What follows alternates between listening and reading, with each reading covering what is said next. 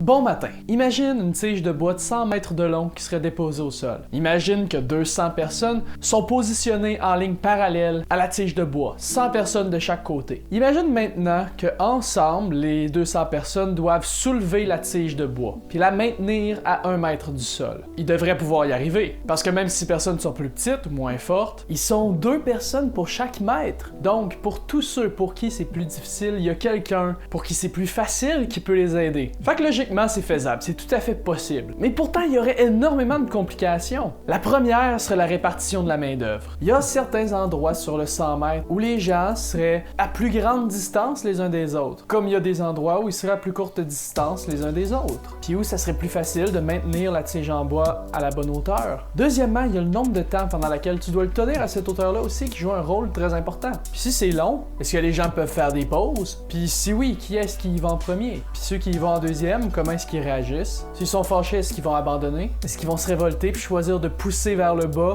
Puis ceux pour qui c'est plus facile, en voyant la personne qui pousse vers le bas, après ben se dire, mais pourquoi se contenter d'1 mètre? Pourquoi s'en tenir à 1 mètre du sol si on peut la tenir à 2 mètres du sol? Mais à 2 mètres, c'est plus difficile pour tous ceux qui sont plus petits. Puis ailleurs, ça tige, d'autres personnes peuvent choisir de la maintenir à 1 mètre. Peut-être parce qu'ils n'ont pas vu l'autre se révolter, ou juste parce qu'ils croient que 1 mètre, c'est une bonne hauteur pour tenir la tige. Comme ça, c'est plus facile pour tout le monde. Mais même sans ça, même si tout le monde est d'accord pour le maintenir à 1 mètre, il y a plein de choses qui vont faire en sorte que ça sera jamais parfait.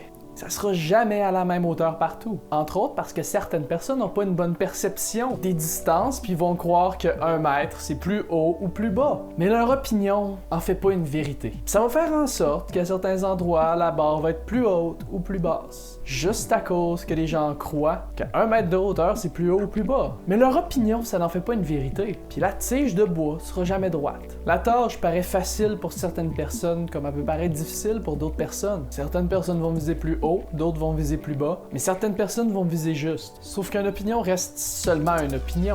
Une opinion, c'est pas la vérité. Jamais. Penser savoir ce que c'est 1 mètre, ça veut pas dire que t'as raison. Mais savoir que ton opinion est pas exacte, ça veut pas dire non plus que la vérité existe pas. Tu sais, en 2016, il y a des memes qu'on voit passer, là. Des gens qui disent qu'en 2016, on n'a pas le droit d'avoir notre opinion.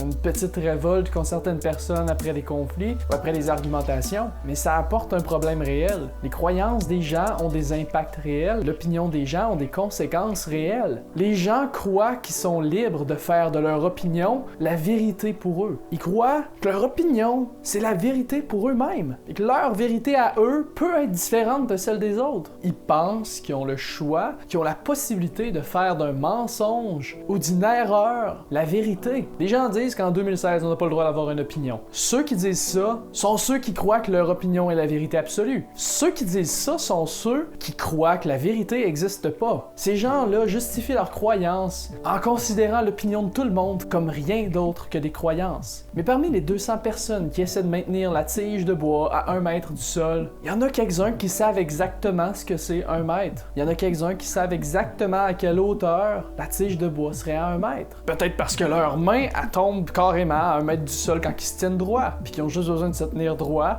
pour que leur main arrive à 1 mètre du sol. Peut-être parce que quelqu'un qui a une règle qui mesure 1 mètre puis qui sait exactement à quelle hauteur doit être la tige. Mais même si personne n'avait de preuves, même si personne avait un moyen d'en être certain, la vérité existe quand même. La valeur, la distance réelle d'1 mètre, elle change pas seulement parce que les gens pensent que c'est une longueur différente. La vérité existe. Tout le temps, sur tous les sujets. T'as le droit d'avoir ton opinion. S'il n'y a pas de moyen de vérifier la vérité, ton opinion n'a pas d'importance si t'as accès à ce qui est vrai. Ton opinion n'est pas valide si c'est un mensonge. Puis même si tout le monde a la même opinion, si cette opinion-là est un mensonge, ça n'en fait pas une vérité. Un jour, quelqu'un va se souvenir que 1 mètre, c'est 100 cm.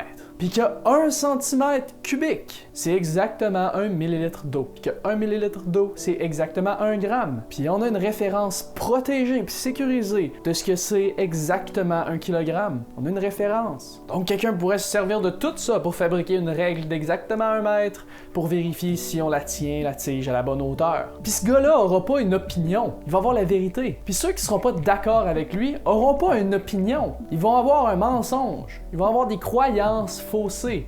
Leur opinion sera pas valide parce qu'ils peuvent pas vérifier leur opinion, ils peuvent pas la prouver. Leur opinion est pas fondée, c'est seulement des croyances. C'est important de tenir ça en compte parce que ton opinion a un impact réel sur ta vie, sur la vie des autres, sur la planète. Ton opinion change le monde à toutes les secondes, de toutes les minutes, de toutes les heures. Tout ce que tu fais a un impact, que tu le veuilles ou non. La prochaine fois que tu as apporté ton opinion, demande-toi si tu es celui qui possède la vérité, celui qui a la connaissance la plus vérifiée, la plus tangible, la plus logique, ou si tu serais pas plutôt celui qui va nuire au but commun, celui qui va se révolter, qui va empêcher les autres de maintenir la barre droite, ou celui qui va la tenir trop haute en croyant que c'est mieux, sans voir qu'ils font du tort à tous ceux qui sont plus petits, tous ceux qui ont plus de difficultés.